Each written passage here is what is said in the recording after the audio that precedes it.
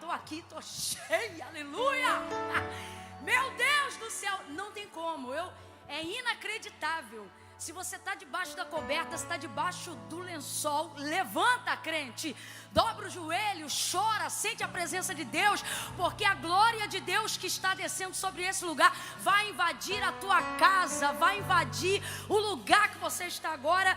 E isso aqui não é conto da carochinha, nem estou falando porque estou na internet com cara de comercial, que você sabe que eu não sei fingir costume. É porque a presença de Deus é real neste lugar. Ainda antes que houvesse dia, eu sou, diz o Senhor, e não há quem possa fazer escapar das minhas mãos. Operando eu, o Senhor, quem impedirá? Aleluia! A paz do Senhor, povo de Deus. Camila, tá ligada? Tô, meu filho. 2h50 da manhã, você acha que eu vou dar bobeira? Tô na fila da madrugada. Buscar-me-eis e me achareis quando me buscardes de todo o coração. Como já diz a avó do meu esposo, de madrugada a fila é menor. Vem com a gente, viu? Eu quero deixar uma porção da palavra de Deus para todo o povo que acompanha a gente agora. Se encontra no segundo livro dos reis de Israel, no capítulo de número 4. Deus confiou algo ao meu coração. E eu quero aqui dizer em que contexto eu estava quando Deus me confirmou a palavra para esta madrugada. Eu estava lavando louça. Eu lavo louça. Grande era a louça. E o telefone tocou e era uma irmã, uma serva do Senhor. E ela estava tão enlutada, perdeu a mãe há tão pouco tempo. E a palavra do Senhor, ela é clara, Ele é pai dos órfãos. Pai dos órfãos. Eu já quero começar a me dirigir a todas as pessoas que estão enlutadas em casa agora. Ele é pai dos órfãos e juiz das viúvas. E ali o telefone tocou e eu já havia me disponibilizado a orar por ela, quando ela precisasse. E então ela disse, faça isso agora. E eu disse, vou fazer agora. Mas que tipo de palavra é o suficiente para alguém que está sem o pai, para alguém que está sem a mãe? E eu disse, Senhor, é só o Senhor mesmo. E enquanto eu orava, pedi ajuda ao Espírito Santo para fazer uma oração que fosse útil, que fosse eficaz naquele momento. E eu dizia, Senhor, o que eu vou dizer? E o Espírito Santo falava comigo, diga agora em oração que eu vou revesti-la, e tudo aquilo que eu não der para ela poder para resolver, eu vou dar a ela a capacidade para administrar. Eu disse, Senhor, eu creio nesta palavra, e eu liberei essa palavra sobre a vida daquela moça. E eu disse, olha, Deus está falando comigo aqui agora, que tudo que Ele não te der poder para resolver, Ele vai te dar capacidade para administrar até que Ele resolva. E eu creio nisso. E Deus falou para mim, é sobre isso que você vai falar na vigília aquela madrugada. Eu disse, Senhor, isso é tão tremendo. Guarde essa frase aí, porque ela é uma palavra de ordem. Que palavra você diz para alguém que enterrou uma mãe? Que palavra você libera para alguém que enterrou um filho? Que palavra você diz para alguém que perdeu um marido? Que palavra você diz para alguém que perdeu um bem que não pode ser substituído, entre tantas outras coisas? Você não pode, às vezes, ter de volta aquilo que você perdeu. Você não pode resolver imediatamente um problema, uma circunstância que se apresentou diante de você. Mas o Senhor está dizendo, todas as vezes que eu limitar o poder que eu posso te dar, o poder que você tem para resolver algo, é porque eu estou querendo desenvolver em você a capacidade de administrar aquilo que ainda não pode ser solucionado. Ele me disse, e eu sei que eu estou repetitivo e não me importo com isso, me importa é que você entenda o que Deus quer falar. E Deus me disse, repita isso, porque se você não gravar nada do que eu pretendo dizer nesses 20 minutos, você precisa guardar isso no seu coração. Aquilo que Deus não te der poder para resolver, Ele vai te dar graça para administrar até que Ele resolva. E Deus trouxe isso em minha memória quando me fazia lembrar da mulher sunamita que recebeu o único filho que ela tinha. Já fazia parte de uma promessa que Deus havia usado o profeta Eliseu para que ela gerasse, uma vez que o marido dela já era avançado em dias. E no verso 20 do capítulo 4, depois desse menino ter saído com o pai pela primeira vez, voltou com uma forte dor de cabeça, entrando dentro de casa e dizia: ai, a minha cabeça, ai, a minha cabeça. E uma mãe conhece um filho e pelo grito, pela dor, pelo gemido, ela obviamente sabia que já não havia muito o que fazer. O texto não conta, mas obviamente sendo mãe, a gente sabe que ela tentou fazer alguma coisa. Ninguém vai receber um filho gritando de dor de cabeça dentro de casa e não vai fazer nada. Com certeza ela deve ter feito o que qualquer boa mãe faria. Abriu ali em meio aos cabelos, viu se machucou alguma coisa. O que está acontecendo? Tentou investigar, mas no final o texto diz que colocou o menino no colo. O texto, na verdade, não fala colo. Ele diz assim, que ela colocou ele sobre os joelhos dela. E ao meio-dia, verso 20, o menino morreu. Colocou o menino sobre os joelhos. Colocou o menino sobre os joelhos. Colocou o menino sobre os joelhos. O problema sobre os joelhos. A incapacidade sobre os joelhos. Colocou a fraqueza sobre os joelhos. A impotência sobre o joelho. Porque tudo isso que o menino representava, ele era o cumprimento de uma promessa, mas que agora ela estava vendo escapar, sem ter absolutamente o que fazer. E joelho para nós é tão profético. Joelho fala de um apelo, joelho fala de uma súplica. Talvez você diga: Camila, mas ela não estava necessariamente orando. Mas joelho fala de colo. E quando é que uma mãe coloca um filho no colo? Então entenda isso. O joelho, ele fala de uma súplica, de um rogo. E o meio-dia fala de um tempo determinado.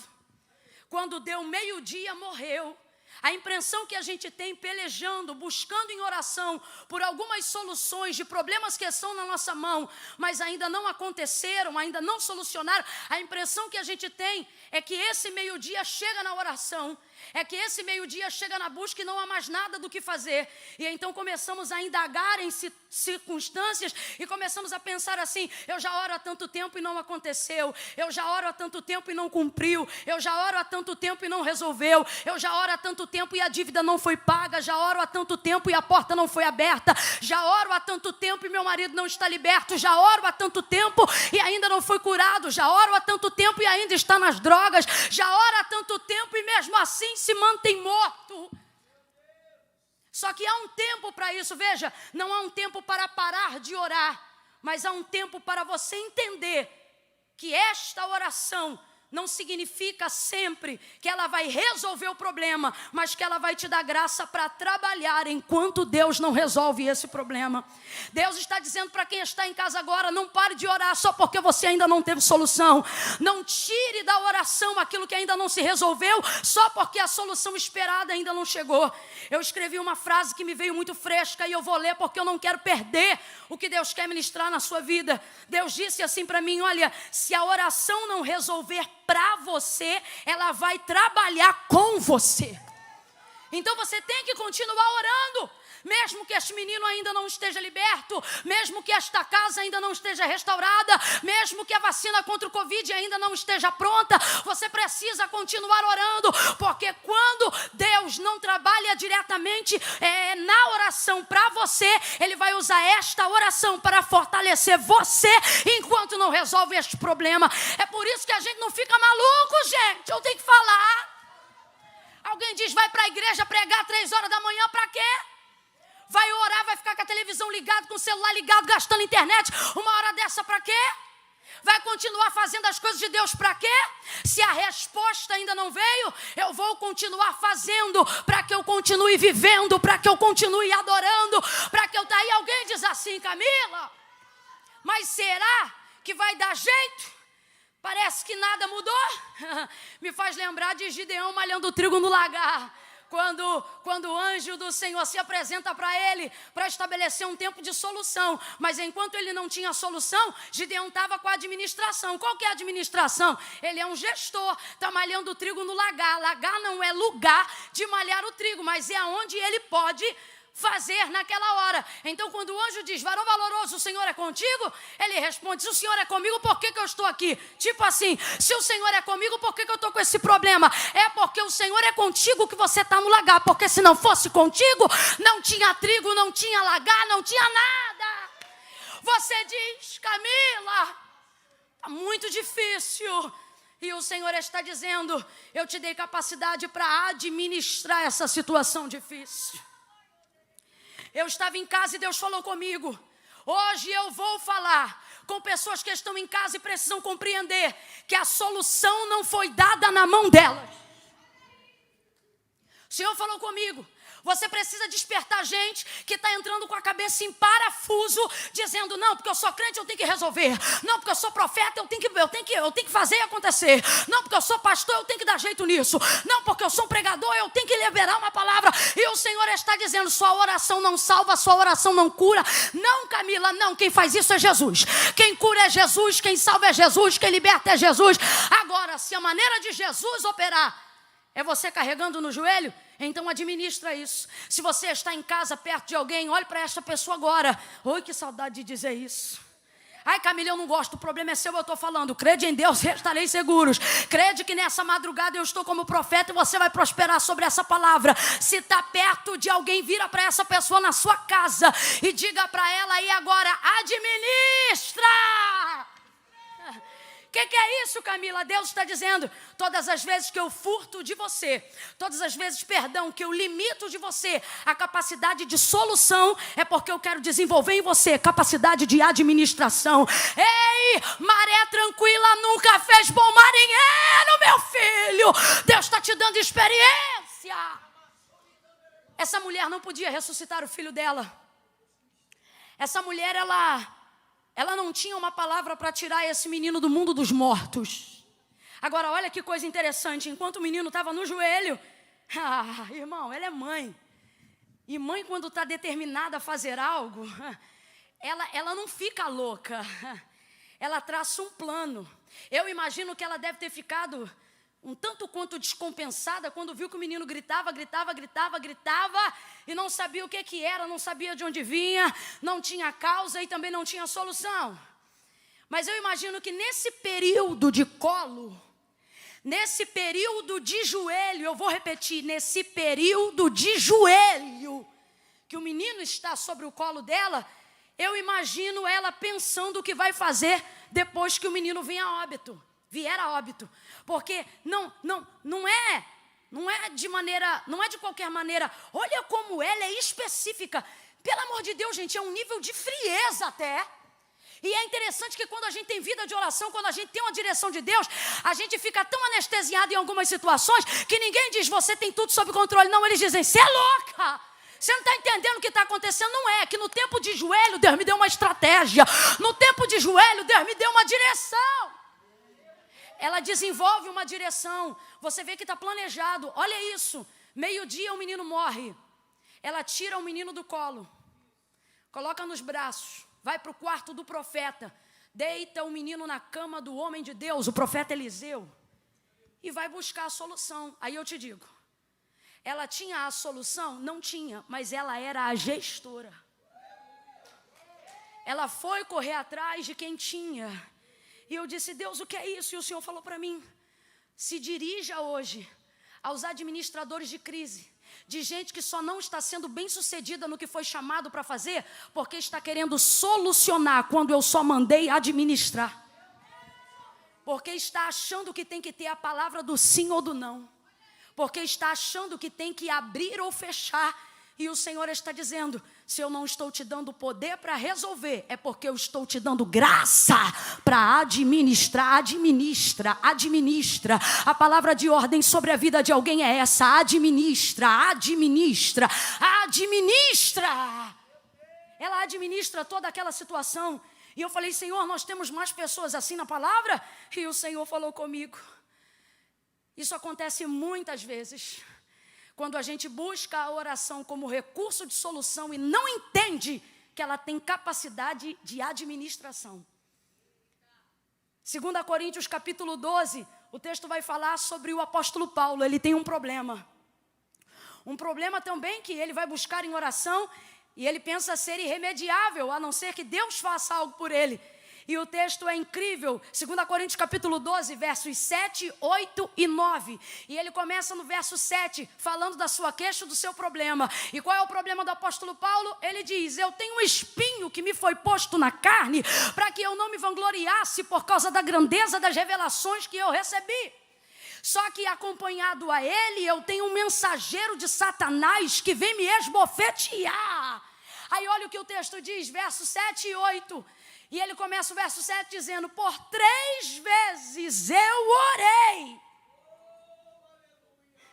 Por 3 vezes eu orei, e orei especificamente pela solução deste mal, pela retirada deste espinho. O texto é claro, ele não orou por nenhuma outra coisa senão por isto que o afligia. E ele disse: por 3 vezes eu orei, por 3 vezes eu insisti, por 3 vezes eu bati na porta, mas ele me disse: vou resolver? Não, administra, a minha graça te basta, porque o meu poder se aperfeiçoa na sua fraqueza. E então eu entendi que quando eu estou fraco, eu sou forte. Eu sou forte. Deus está dizendo: ei, você não é vitorioso só quando eu te dou vitória. Você é vitorioso quando aprende a administrar uma perda. Aí você cresce. Aí você avança. Aleluia. Aleluia.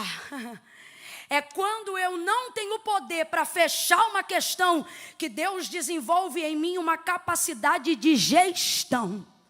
Aonde estão as pessoas que nesse tempo de crise serão administradores de toda essa situação?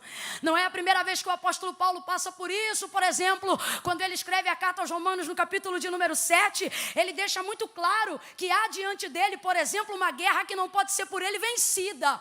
Há diante dele, por exemplo, uma guerra que não pode ser por ele mesmo definida. Qual? Batalha entre carne e espírito.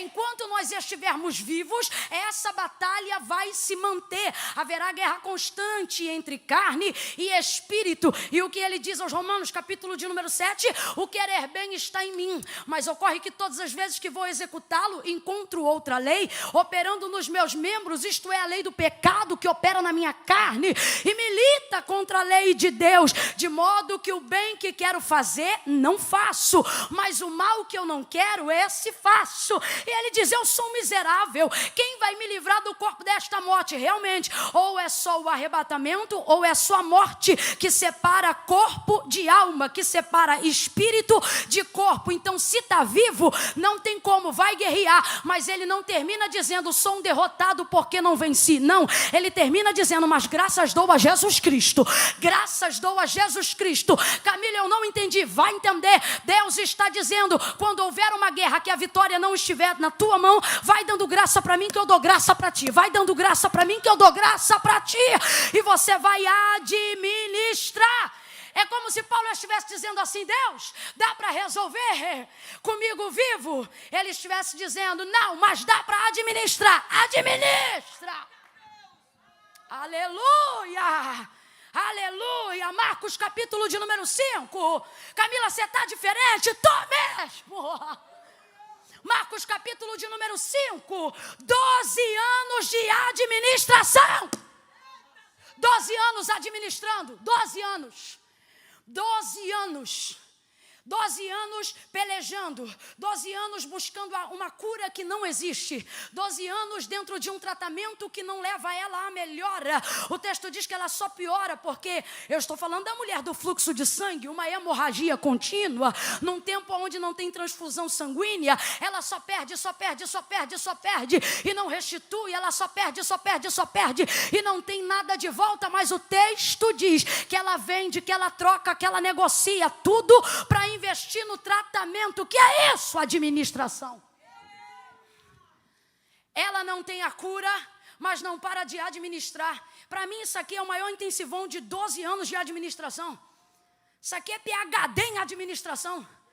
Agora veja, tudo aquilo que ela fez Não dava para ela cura, mas não tirava dela a capacidade de administração. E alguém diz, Camila, Jesus curou. Exatamente, foi Jesus que curou, porque quem resolve é Ele. Mas se ela não tivesse administrando 12 anos, é ruim que ela estava diante da oportunidade de ser curada quando Jesus passou pelas cercanias dela. Camila, eu não entendi. Vai entender que eu vou falar rasgado. Não é porque Ele cura câncer que você interrompe a quimioterapia. Faz o tratamento. Deus está falando com alguém essa madrugada.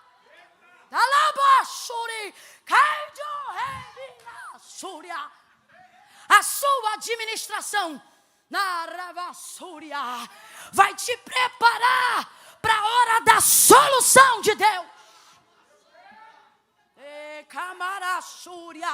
Poxa, Mag, pedi para você ficar aqui com o menino da bateria, com o do baixo, com o do todo mundo.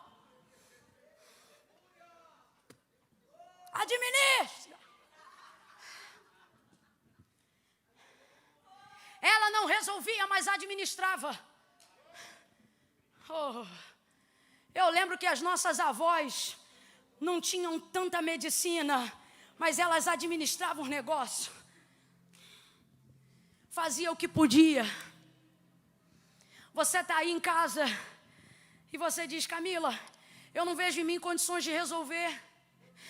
Você não vê porque você não tem, então para de brigar. Desce na labassúria. Desce.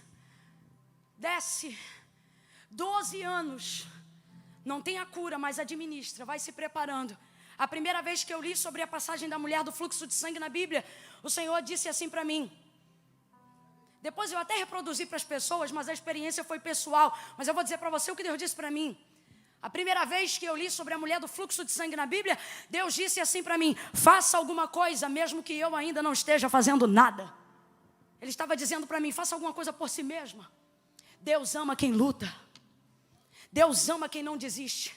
Deus ama um Bartimeu que grita, filho de Davi, tem compaixão de mim. Mesmo que alguém diga, calha a boca, cego, ele não vai te ouvir. Filho de Davi, tem compaixão de mim. Deus ama uma cananeia que não desiste. Aonde alguém diz, despede a que vem gritando atrás de nós. Mas ela continua, filho de Davi, tem misericórdia de mim. Deus ama alguém que não desiste. Quando eu estava pensando sobre essas coisas que o Espírito está compartilhando ao meu coração, o Senhor disse assim para mim, veja aí, quais são as pessoas mais bem-sucedidas no mundo? Financeiramente falando, é claro. E aí eu fui no Google e botei lá, me dei aí a lista das pessoas mais bem-sucedidas no mundo. E nós temos 7 nomes que encabeçam a Forbes nos últimos 3 anos. Os 7 nomes, aí eu não aguentei. Nenhum deles foi inventor de nada. Eles não inventaram nada. Esses aí é só se eu botasse a lista do Nobel disso ou daquilo. Eles não inventaram nada. Os homens mais bilionários. Camila, o que é mais bilionário? Não sei, deve ser quase trilhardário. Os homens mais bem-sucedidos financeiramente, os donos das maiores empresas, os donos dos maiores conglomerados empresariais, eles não inventaram nada. Vou te dizer outra coisa, eles também não abriram nada. Onde você vai olhar lá, pastor Miquel, sabe o que eles fizeram? Eles só administram o que alguém já fez. Só que eles fazem isso tão bem, que a coisa não para de crescer, não para de evoluir. Você acredita que tem administrador dentro de empresa que é tão bom, que o pessoal vota para tirar o CEO da empresa, mas não tira o administrador-chefe? Fala, rapaz, como é que é isso? O dono da empresa sai e o camarada que administra fica. Por quê? Porque é um gestor, é um administrador. Deus está dizendo para alguém, você tem se rasgado porque você quer uma solução. E é por isso que você está doente. Eu estou te dando capacidade para administrar. E isso já é um privilégio. Se você estiver perto de alguém, diga para esta pessoa, administrar é um privilégio. Administrar é um privilégio. Administrar é um privilégio. Lucas capítulo 22. Jesus! Na oração do Getsemane, Jesus resolve tudo. Jesus é Jesus. Mas na oração do Getsemane, por causa do nível de angústia que estava nele, em razão do Calvário e de tudo que passaria. Verso 42 do capítulo 22 de Lucas, ele faz uma oração: Pai, olha o apelo, Pai, se possível for, passa de mim esse cálice. Tem um pedido aqui, verso 42, um pedido, qual? Vou ser honesta, Jesus está dizendo: será que não haveria uma outra solução? Todavia, é claro, seja feita a tua vontade, porém, né? Será que dá para passar? Verso 43, resposta imediata do dono de tudo, do Pai. Um anjo ao lado de Jesus. É tão interessante, se você olhar o texto, depois medita aí. Jesus olha o anjo e o texto diz que colocando a mão sobre o seu ombro o consolava. E recebendo aquele consolo, o texto diz que vendo o anjo se pôs ainda mais em agonia. Sabe o que está acontecendo? Jesus está entendendo o recado. Ele está dizendo: Pai, dá para passar. Quando ele vê o anjo consolando, é o Pai dizendo: não, administra. Administra, porque vai ser esse cálice, vai ser desse jeito. Administra, administra, administra. Eu estou imbuída de uma autoridade que vem do alto. Administra. Aonde quer que você esteja agora, Deus está dizendo: quem liberta do crack sou eu, mas quem administra é você. Oh, quem liberta do álcool sou eu, mas quem administra o casamento com o alcoólatra é você.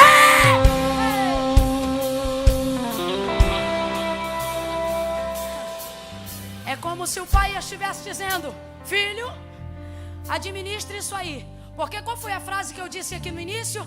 Eu disse que tudo que Deus não te dá poder de resolver, vai te dar graça para administrar, até que Ele resolva. Em Lucas 22 o que eu vejo é isso. Eu vejo o pai dizendo: administra Lucas 22, que daqui a 3 dias eu te dou João 19.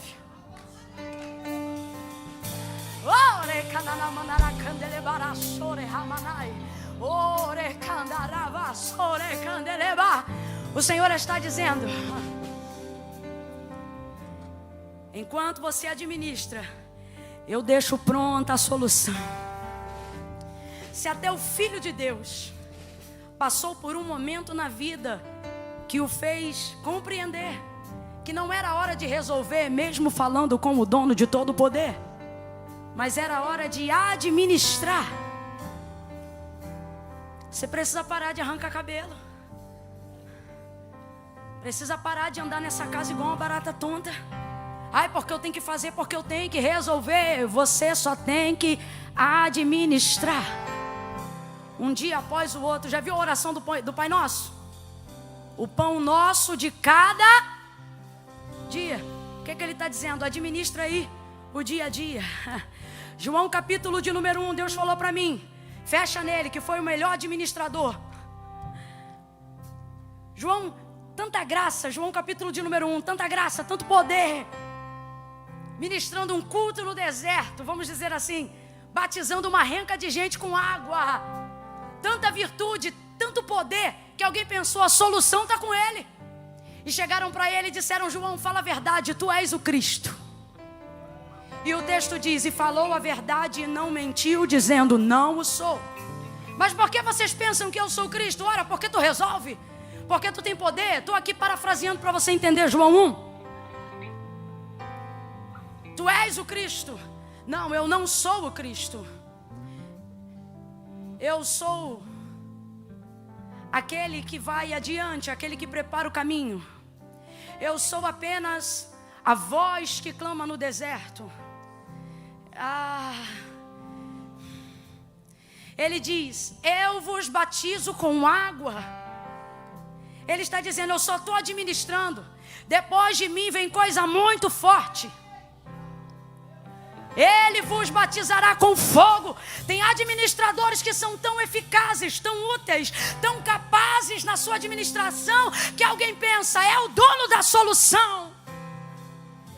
E João diz: não, eu sou só um administrador. Você entende? Voz do que clama no deserto, prepara o caminho. Oh, aplana a vereda, abre o espaço. E João vai abrindo o espaço, dizendo: eu não sou, aquele que vem após mim é maior do que eu, do qual eu não sou digno de desatar a sandália dos seus pés. Eu vos batizo com água para arrependimento dos vossos pecados, mas ele vos batizará com fogo. Oh, com fogo. Deus está dizendo: faz como você pode, que depois eu vou fazer o que você não pode. Saber que Deus tem poder para resolver esta crise não tira de nós a responsabilidade de administrar isso em oração. Saber que Deus tem poder para pagar uma dívida alta não tira de nós o compromisso de saber se pode parcelar.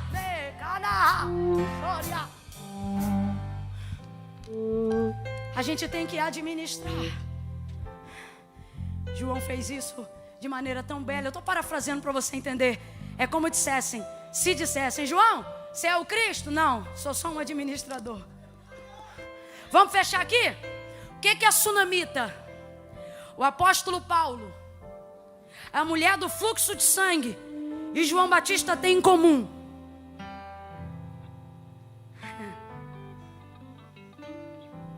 a capacidade de administrar coisas que só Deus pode resolver.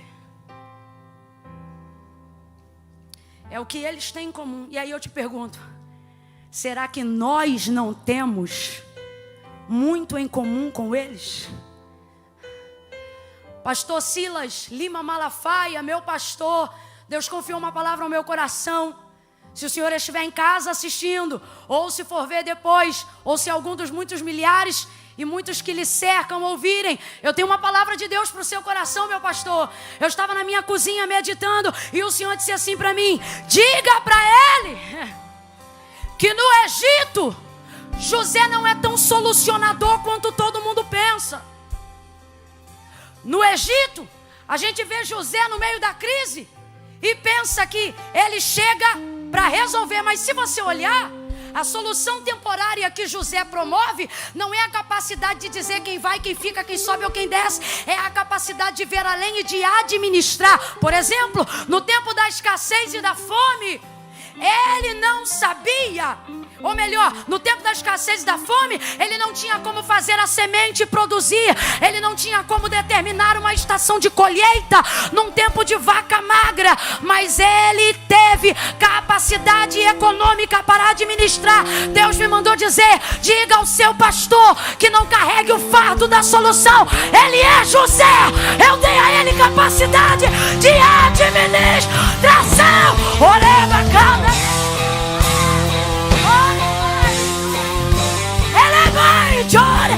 Administra, oh, administra, ei, administra.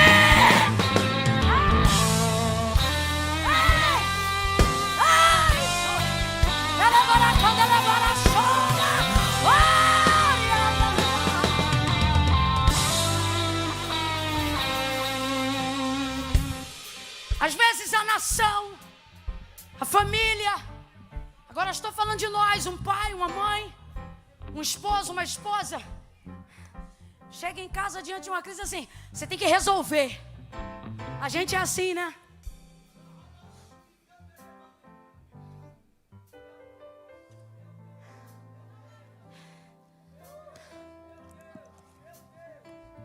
Mas está na hora da gente aprender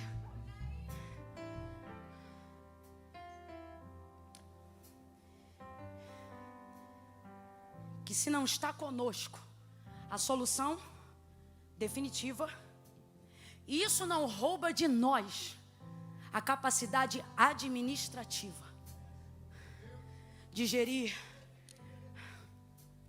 Na rua que eu cresci, a minha adolescência, eu tinha uma vizinha 2 casas no sentido oposto da rua. Ela era tão velhinha, congregava com a gente no círculo de oração. Gente boa. Aquelas corcunda que anda tanto na presença de Deus, que não é corcunda de coluna, é de tanto que ora, de tanto que vive encurvada em reverência, que cria costume.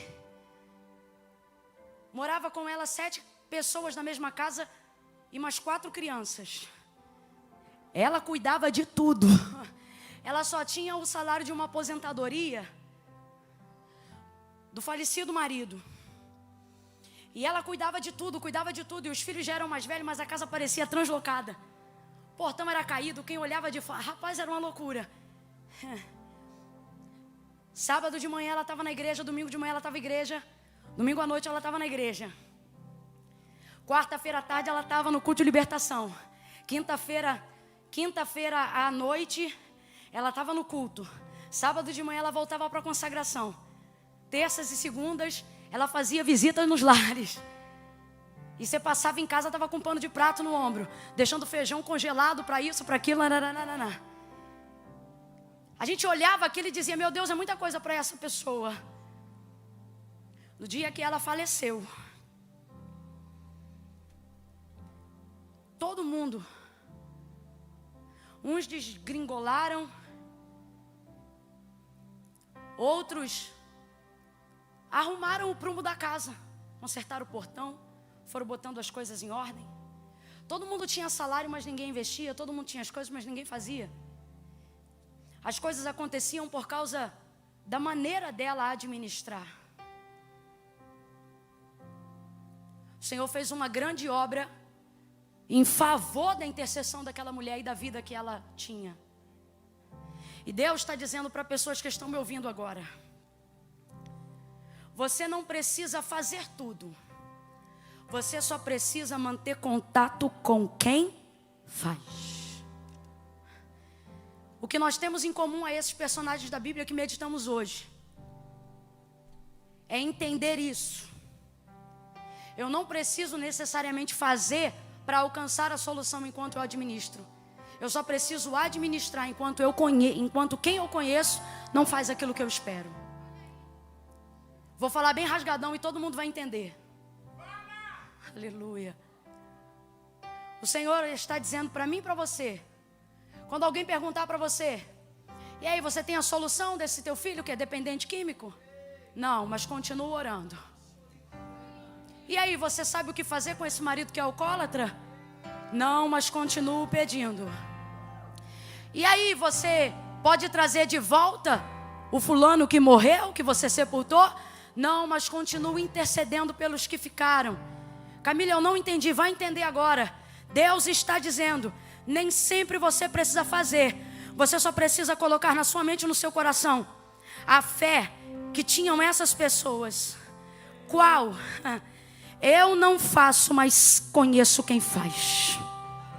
Eu não posso, mas conheço quem pode. Eu não tenho, mas conheço quem tem. Eu não entro, mas sei quem entra. Eu não curo, mas sei quem cura. Eu não liberto, mas sei quem liberta. Eu não restauro, mas sei quem restaura. Eu não vou, mas eu sei quem vai. Eu não brigo, mas eu sei quem briga. Eu não pelejo, mas eu sei quem peleja. Eu não dou ordem, mas eu sei quem manda. Jesus Cristo. Confia nele, espera nele, ore por ele.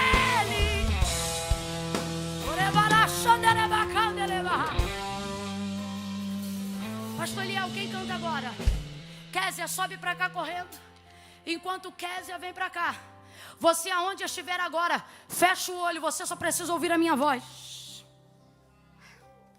Eu não tenho a solução, mas falo com um que tem. Eu não vou te dizer o que você tem que fazer, mas vou falar com quem pode te dar a direção para que você faça o que precisa fazer, enquanto ele não resolve o que você precisa que ele resolva. Fecha os teus olhos aí agora. Bota a mão no teu coração. Se você estiver em casa agora, bota o áudio aqui, ó, no ouvido. Vai na porta de quem já está dormindo e mete a mão. Oh, se a criança está enferma, e agora? Bota a mão lá no berço. Se sentir vontade de colocar alguma coisa no lixo, agora coloca. Se quebrar alguma coisa, agora joga fora. Camila, cuidado, hein? Cuidado você, quem está na madrugada e quer mistério, fica ligado. Se Deus falar queima isso, queima. Se Deus falar joga isso no lixo, joga. Se for Deus, fique agora atento à direção de Deus. Eu vou orar agora, Deus me deu uma oração. Levante a sua mão, bote a mão no coração, deixe Deus te direcionar. Senhor, nosso Deus e nosso Pai, nós não viemos aqui nesta madrugada para fazer lobby midiático. Não importa, Senhor, quantos nos ouvem, mas importa quantos te ouvem nesta madrugada. Nós te clamamos agora, restaura a capacidade administrativa, restaura a capacidade gestora desse chefe de família que perdeu o comando, dessa mãe que perdeu o rumo, deste filho que não sabe o que fazer, deste empresário que se sente sem direção. Deus, restaura a capacidade administrativa que tu deu a Adão,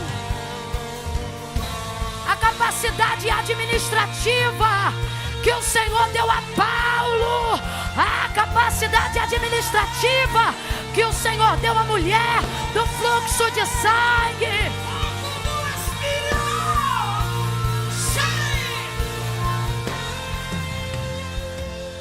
Senhor, em nome de Jesus, nós choramos agora, Senhor, aonde houver agora um paciente renal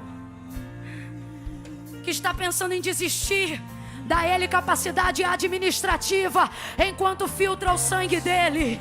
Deus, aonde houver alguém agora com um tumor que precisa passar pelo processo de quimioterapia, dá a este homem, a esta mulher, capacidade administrativa na crise. Deus, nós te clamamos por pastores que nunca passaram por um momento como esse. Dá a eles a capacidade administrativa, Senhor. Nós não podemos, mas tu podes. Nós não fazemos, mas tu fazes. Nós não somos, mas tu és. Eu faço agora a minha oração como a palavra de Jó. Bem sei eu que tudo podes, tudo pode, e nenhum dos teus pensamentos podem ser frustrados. Mas enquanto o Senhor não dá o ultimato, enquanto o Senhor não toca na prova comprobatória, enquanto o Senhor não coloca a sentença na boca do juiz, enquanto o Senhor não permite a saída do último laudo do exame, enquanto o Senhor não tira do crack da Cracolândia essa menina, enquanto tua mão não restaura esse casamento, enquanto tu não completa a obra, dá a essa mulher, a este homem, a unção de governo, a capacidade de administração. Sobeja na graça, sobeja na graça, sobeja na graça, sobeja na graça. Em nome de Jesus nós oramos assim. Kézia, adora, porque o Senhor vai entrar em lares agora.